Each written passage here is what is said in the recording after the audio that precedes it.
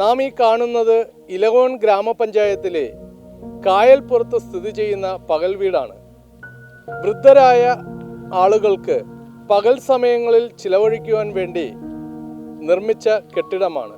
ഉദ്ഘാടനം നടത്തിയിട്ട് നാളിതുവരെ ഇതിൻ്റെ പ്രവർത്തനം ആരംഭിച്ചിട്ടില്ല.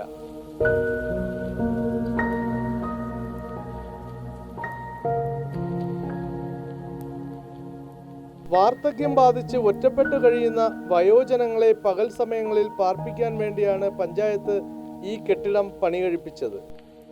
വയസ്സായവർക്ക് വൃദ്ധസദനം എന്ന് പറഞ്ഞാണ് ഉണ്ടാക്കിയിട്ടുള്ളത്. പിന്നെ വൃദ്ധസദനം എന്ന് പറഞ്ഞുണ്ടായി ഉദ്ഘാടനം ചെയ്തിട്ട് പിന്നെ ഇതിനുള്ള സാധനങ്ങളൊക്കെ ഇവിടെ വന്നതിന് ശേഷം ഇവിടെ പ്രവർത്തനം ആരംഭിക്കുമെന്ന് പറഞ്ഞിട്ടുണ്ട്. പിന്നെ ഇതുവരെ ഇവിടെ ആരും വരെ പ്രവർത്തനമായിട്ടൊന്നും കാണുന്നില്ല. ഇപ്പം ഇങ്ങനെ അങ്ങ് പൂട്ടിയിട്ട് നിലയിൽ കിടക്കുകയാണ്. ഇത് കണ്ട് അത്രയും പൊളിഞ്ഞിരിക്കുകയാണ്.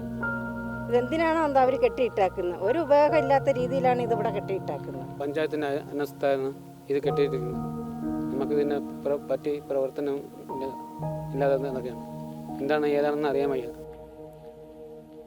ഇതുവരെ പ്രവർത്തനം ആരംഭിച്ചിട്ടില്ലാത്ത പകൽ വീട് കഴിഞ്ഞ പഞ്ചായത്ത് ഭരണസമിതിയുടെ കാലത്താണ് ഉദ്ഘാടനം ചെയ്തത്.